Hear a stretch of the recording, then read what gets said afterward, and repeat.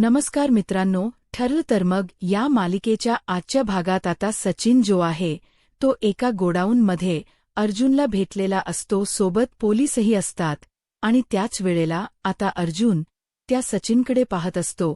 सचिन बेशुद्ध उपस्थित पडलेला असतो, पण अर्जुनला माहिती असतं की हे सगळं काही नाटक आहे आणि त्यामुळेच ना आता अर्जुन जो आहे तो विचार करतो की हे सगळं नाटक असणार आहे. त्यामध्ये त्याला डाऊट येत असतो. पण दुसरीकडे मात्र आता पाहायला मिळतं पोलीस जे असतात त्याच्यावर पाणी शिंप पडत असतात. इकडे आता पाचवीची पूजा सुरू असते, कारण पाचवी ही नीट व्यवस्थित व्हायला हवी असं कल्पनाला वाटत असतं आणि कल्पनाला जितकं जमेल तितके कल्पना प्रयत्न करत असते. तर इकडे मात्र जी प्रिया असते तिला आता आनंद होत असतो. प्रियाला बरं वाटत असतं की चला एका अर्थाने साहिली घरी राहिली आहे म्हटल्यावर आपलं काही इथे शोधम होणार नाही हेच तिला म्हणायला असं वाटत असतं आणि त्यामुळेच तिला आता आनंद झालेला असतो. तर दुसरीकडे आता हे सगळे पाचवीचे विधी होत असतात. अस्मिता सुद्धा आता पाचवीचे विधी जे आहे ते एन्जॉय करत असते, पण मनात मात्र सचिनबद्दलच प्रेम तिचे अजूनही तसंच असतं. इकडे आता पोलीस जे असतात ते मात्र सचिनला उठवायचा प्रयत्न करत असतात. सचिनच्या डोळ्यावर आणि पाणी शिंबत असतात जेणेकरून सचिनला जाग यायला हवी. पण अर्जुन या सचिनला बरोबर ओळखून असतो, कारण त्याला माहिती असतं की हा माणूस आहे ना या नाटकांशिवाय दुसरं काहीच करत नाहीये. त्यामुळेच आता अर्जुन जेव्हा बघतो तेव्हा सचिन जो आहे तो उठून बसतो आणि सचिन जसा उठून बसतो तसा अर्जुनकडे बघून म्हणा लागतो की अर्जुन, तू आलास का शेवटी मला सोडवायला? इथून बरं झालं रे, तू मला आलास सोडवायला. दे नाहीतर माझं काय झालं असतं असंही आता तो म्हणत असतो. इकडे आता अस्मिताला पाटावर बसवलं जातं. कल्पना आता तिच्या ओंजळीत म्हणजे ओठीमध्ये काही फळं आणि म्हणजे पाचवीच्या ज्या क्रिया असतात त्या पूर्ण करत असतात. प्रत्येकजण त्यांच्यासोबत असतात, म्हणजे प्रतिमा आत्यासुद्धा आता आलेली असते. प्रतिमा आत्यासुद्धा आता या सगळ्यामध्ये खूपच जास्त खुश असते. प्रतिमा आत्यासुद्धा आता बायाकडे बघते. बाळही तिला खूप जास्त आवडतं. आता त्यांचे ओठीचे जे काही विधी असतात ते आता सुरू होतात. तर इकडे मात्र आता जो सचिन असतो त्याला डांबून ठेवलेलं असतं. त्याला आता विचारलं जातं की तुला इथे कोणी ठेवलेलं आहे? आणि जेव्हा त्याला विचारल्या जातात ना या सगळ्या गोष्टी तेव्हा मात्र आता तो म्हणत असतो की मला खरं तर इथे ना साक्षी महिप्त शिकरे हिने डांबून ठेवलं होतं. आता तो साक्षीला सुद्धा या सगळ्यामध्ये पासावर चढवायला तयार झालेला असतो आणि तो जेव्हा हे सगळं काही बोलतो ना तेव्हा मात्र आता खूप मोठा धक्काच अर्जुनला बसतो. अर्जुनला कळतं की हे सगळं नाटक चाललेलं आहे, कारण अर्जुन ना बरोबर ओळखून असतो त्याला. तर दुसरीकडे मात्र आता पाहायला मिळत असतं की सचिन जो आहे ते सगळं काही सांगून टाकतो. म्हणजेच मला साक्षी महिप्त शिकरीने प्रेमाच्या जाळ्यात अडकवलं. मला असं वाटलं होतं की ती एकदम साधी मुलगी आहे, पण नंतर मला तिची खरी आयडेंटिटी कळली आणि त्यानंतर तिने माझ्यावर हा सगळा वार केलेला आहे. खरंतर ना मी या सगळ्यांमध्ये खूपच जास्त बिथरलो होतो. तिनं मला इथे डांबून ठेवलं होतं. काही गुंड सुद्धा इथे होते, पण नंतर ते गुंड आता कुठे गेलेत मला माहीत नाही. माझा फोनही तिच्याच ताब्यात होता. मग ते गुंड इथेच फोन टाकून बाहेर बहुतेक गेले. बहुतेक त्यांना साक्षी शिखरेचा फोन आला आणि म्हणूनच ते गेले असंही आता सांगण्यात येतं. जेव्हा या सगळ्या गोष्टी बोलल्या जातात ना तेव्हा मात्र आता खूप मोठा धक्का जो काही आहे तो पोलिसांसाठी असतो. पोलीस ऑलरेडी साक्षीचा शोध घेतच असतात, पण अर्जुनला माहिती असतं की ही सगळी सचिनची नाटक चाललेली आहे आणि त्यामुळेच ना तो आता बघतच राहतो आणि म्हणत असतो की बस कर आता, ही सगळी नाटक आम्हाला सगळी नाटक तुझी कळत आहे. पण आता तो म्हणत असतो की मी खरंच सांगतो, मी नाटक करत नाहीये. मला फसवलं गेलेलं होतं. मी कॅनडाला होतो तेव्हा तिने ते प्रोफाईल बनवलं होतं आणि त्यानंतर मी या सगळ्यामध्ये अडकलो. मलाही कळत नाहीये मी या सगळं यात कसा अडकलो ते असंही आता तो म्हणत असतो. दुसरीकडे आता प्रियासुद्धा 5वीची ती पूजा करत असते. सायलीसुद्धा असते तिथे आणि त्यासोबत विमलही. आता ह्यांच्या घरात ही 5वीची पूजा होत असते आणि आता सगळ्यांनाच असं वाटत असतं की सगळं काही आता व्यवस्थित होत्य, तर आता कुठेही कमी पडायला नको आणि यासाठी अजूनही तयारी सुरू असते. कधी एकदा सगळं काही व्यवस्थित होतोय असं आता झालेलं असतं आणि म्हणूनच आता अस्मितासुद्धा सचिनची वाट बघत असते की सचिन कधी येईल या क्षणाची.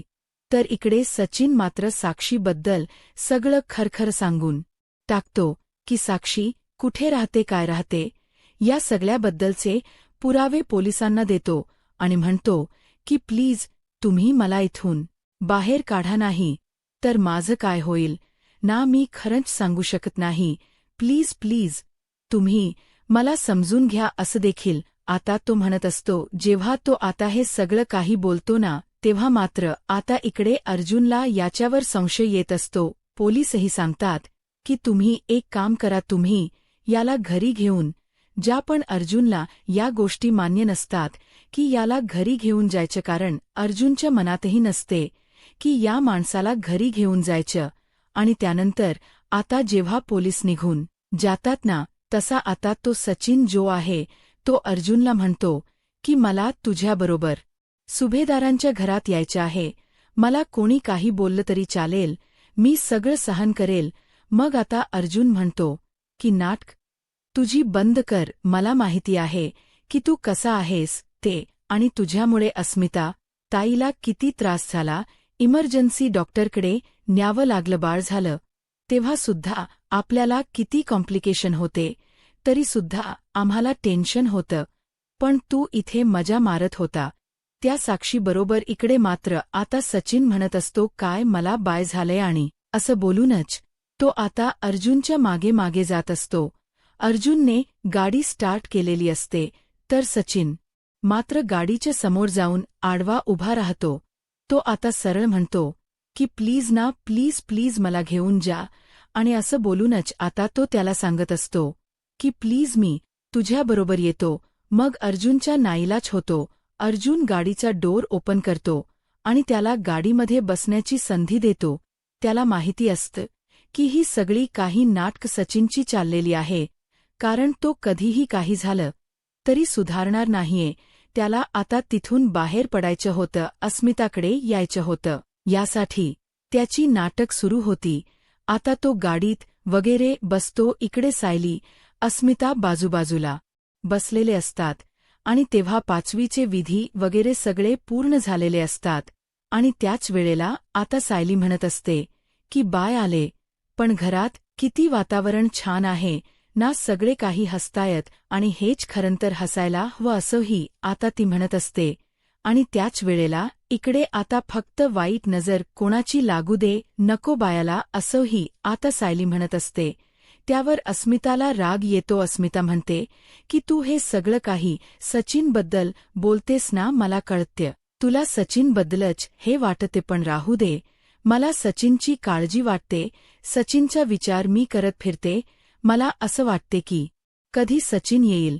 आणि तेवढ्यातच ना आता दारातून सचिन आलेला असतो.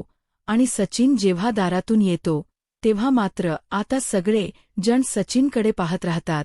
आणि त्याच वेळेला आता इकडे सचिन आलेला बघून मात्र अस्मिता खूप जास्त खुश होते. अस्मिता सचिनकडे जाते आणि आता सचिनला म्हणत असते की सचिन, तुला काय होतं, काही त्रास झालाय का, बोल ना, तुझी अवस्था अशी कशी झाली. सचिन आधी येतो आणि नाटकी करतच बायाला बघू लागतो. बाय बाय, किती गोड दिसतंय, आणि हे बाळ अगदी तुझ्यावरच गेले, असं काहीच रडत रडत तो बोलण्याचं नाटक करत असतो. पण आता सायलीला अर्जुनला या सगळ्या गोष्टींचा राग येत असतो. पण अस्मिता मात्र त्याच्या सचिनची खूप जास्त काळजी करत असते आणि तिला आता जास्त प्रेम उफाळून आलेलं असतं आणि त्यामुळेच ना ती इकडे तिकडे पाहत असते. तर दुसरीकडे मात्र आता पाहायला मिळत असतं की बाईही सचिनकडे पाहून हसत असतं. तर इथे अर्जुनला विचारलं जातं की हे सगळं कसं झालं. त्यावर अर्जुन जो आहे तो शांत असतो. कारण अर्जुनला ना कोणालाच काही सांगायचं नसत. अर्जुनला खूप जास्त राग येत असतो. तर इकडे आता अस्मिता आणि सचिन हे दोघेही एकत्र जशी येतात, इकडे अर्जुन बघतच राहतो. आणि यानंतर सचिन जो आहे तो बाळाला सुद्धा हातात घेत असतो. पण तेवढ्यातच ना अर्जुन त्याला मागे खेचतो, कारण अर्जुनला माहिती आहे की अस्मिताने काय काय त्रास सहन केलेला आहे आणि त्यामुळेच ना आता अर्जुन चिडलेला असतो आणि त्याला मागे खेचतो आणि त्याला म्हणतो की तुझी लायकी सुद्धा नाही आहे या घरात राहण्याची. चालता हो इथून. मग आता जी अस्मिता असते ती खूप जास्त भडकते आणि अस्मिता इकडे तिकडे पाहू लागते. अस्मिता म्हणत असते की हे सगळं काय करताय तुम्ही लोक, मला पूर्ण विश्वास आहे त्याच्यावर, तो काही चुकीचं करणार नाही. आणि त्याच वेळेला आता इकडे मात्र प्रतापही खूप जास्त अस्मितावर चिडलेले असतात आणि अस्मिताला म्हणत असतात की तुझं खूप चुकत आहे, तू अशी का करतेस, तुला माहिती आहे ना हा माणूस कसा आहे, तरी सुद्धा तू या सगळ्या गोष्टी कशा काय एक्सेप्ट करू शकतेस. मुळात मला ह्या गोष्टी कळतच नाहीयेत. मग आता सचिन जो आहे तो रडत असतो.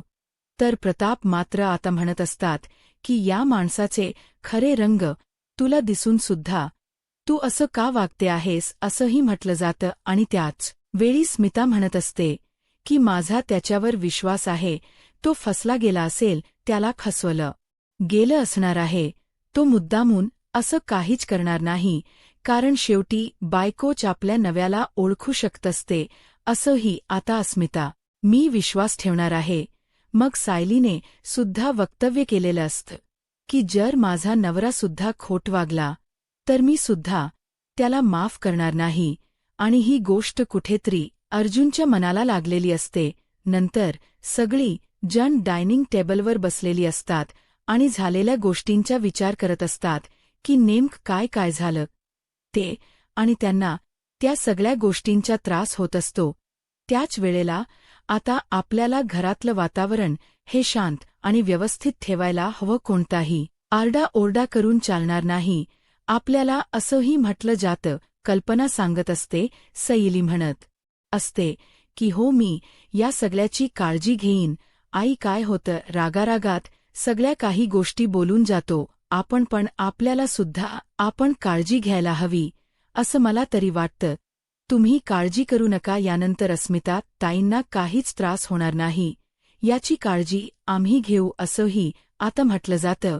मग आता जेव्हा अस्मिताबद्दल आपण काळजी घ्यायची एवढं ठरत यांचं, तेव्हा मात्र आता प्रताप म्हणतात की तो माणूस ना मुळात मला घरात त्याला ठेवूनच घ्यायचं नाहीये, पण या माणसाचे नखरे किती वाढलेले आहे बघितलत का. अक्षरशः तो इतकं खोट बोलतोय तरी सुद्धा आपण या सगळ्या गोष्टी सहन करायच्या. आणि का म्हणून या अस्मितासाठी मला ना ह्या कधी कोटी गोष्टींना आवडतच नाहीत, या गोष्टींना थांबायला हव्यात असंही आता म्हटलं जात असतं.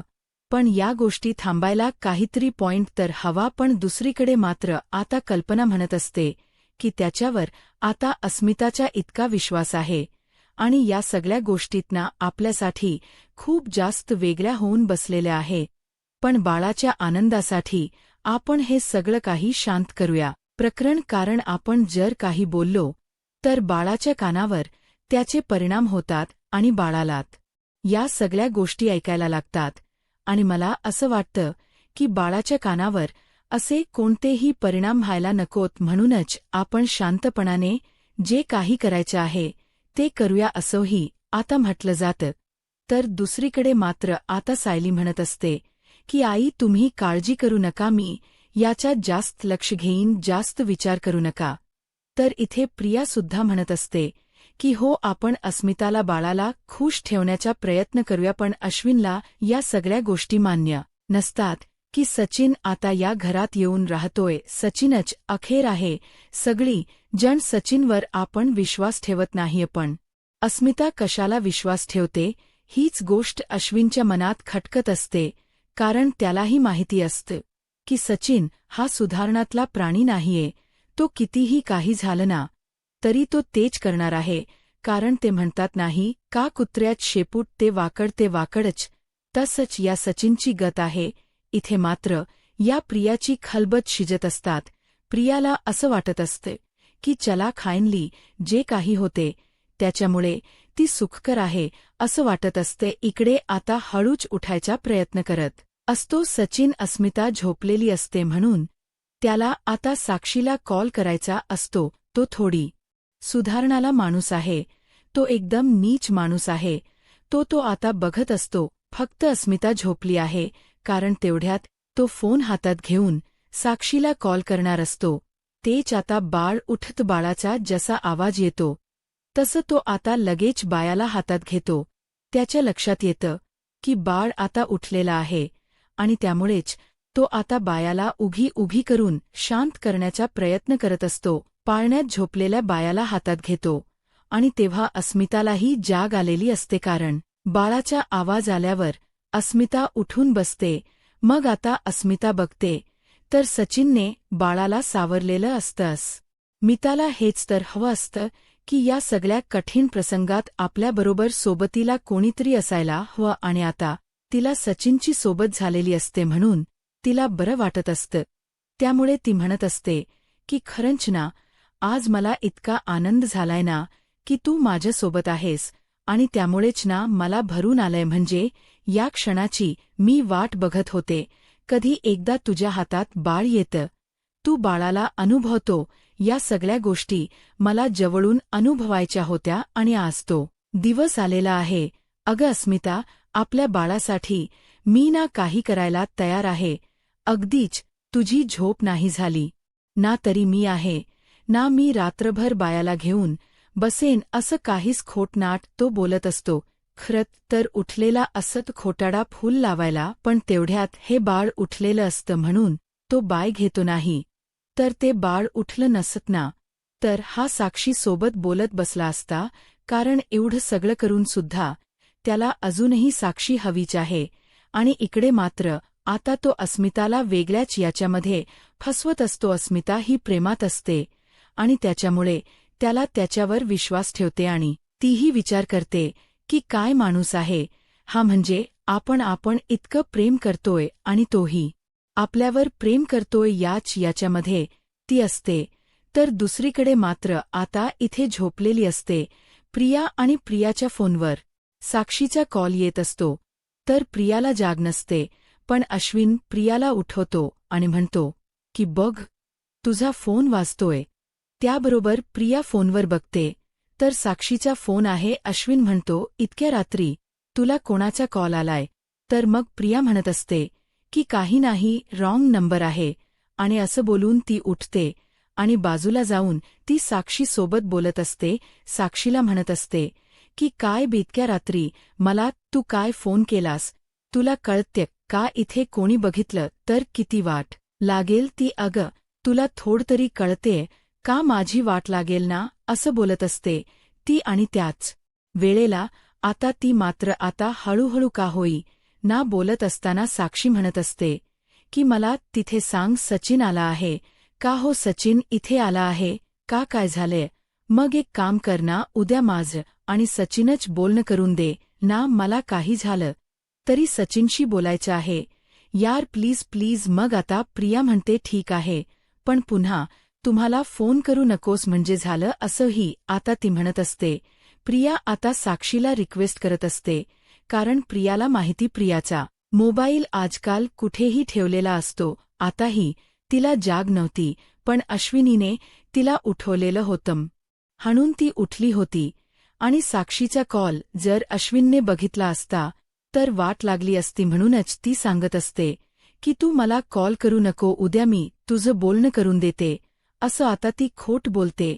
तर दुसरीकडे मात्र प्रियाच्या डोक्यात सुरू असतं की चला आता म्हणजे उद्या सचिन आणि साक्षीच बोलणं करून द्यायचं. यांच प्रकरण काही संपलेलं नाहीये. या प्रकरणामध्येच ना आता या दोघांनाही असं गुंतवून ठेवायचं की सायली अर्जुन ना दुसरा कुठचाही विचार करणार नाही, या सगळ्यामध्येच अडकून राहतील असाही विचार आता सुरू असतो.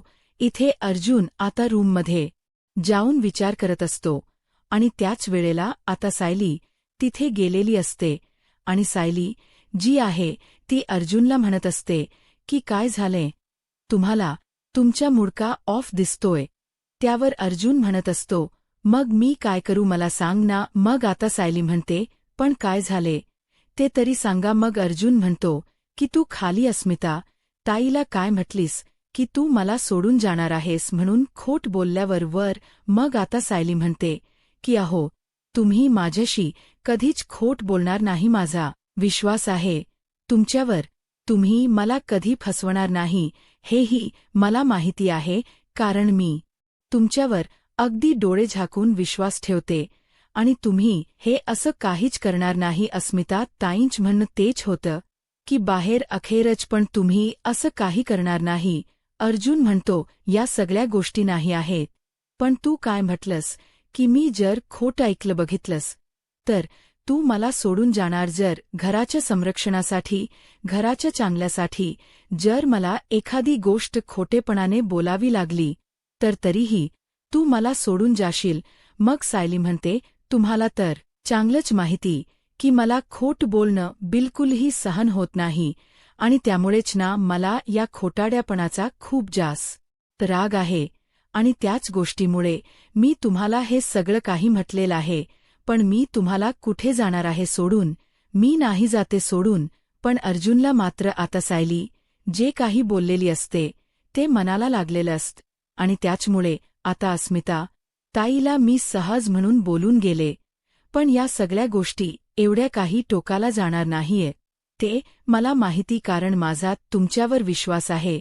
तुम्ही कधीही मला फसवणार नाहीत. ते असंही आता सायली अर्जुनला बोलत असते. सायली शिवाय अर्जुनला या सगळ्या काही गोष्टी बोलते तेव्हा मात्र अर्जुन म्हणतो की बायको. पण आता अर्जुनच्या डोक्यामध्ये सतत तेच विचार सुरू असतात की तो सायली सोबत साक्षीबद्दल तिला कळलेला आहे. ह्या सगळ्या गोष्टी त्यान लपवलेल्या असतात, पण आता ह्याला सांगून टाकायला काहीच हरकत नाही, कारण ऑलरेडी सायलीला सुद्धा कळले की साक्षी जिवंत आहे. पण आता अर्जुन त्याच याच्यामध्ये असतो की जर आता मी सायलीला हे सगळं आता सांगितलं तर सायलीने माझ्याशी बोलायचं बंद करायला नको, आणि म्हणूनच तो थोडा शांत असतो. तो विचार करत असतो. सायली मात्र सांगत असते की काळजी करू नका, मी फक्त उदाहरण द्यायचं अस्मिता ताईंना म्हणून मी तसं म्हटलं, पण माझा विश्वास आहे तुमच्यावर, तुम्ही असं काही करणार नाही. ते असंही आता बोलून आता सावरलं जात असतं आणि इथे मात्र अर्जुन तो मात्र टेन्शनमध्ये असतो. त्याला हेच वाटत असते की सायली जर आपल्याला सोडून गेली तर पुढील भागामध्ये एक खूप जास्त इंटरेस्टिंग पॉइंट आलेला आहे.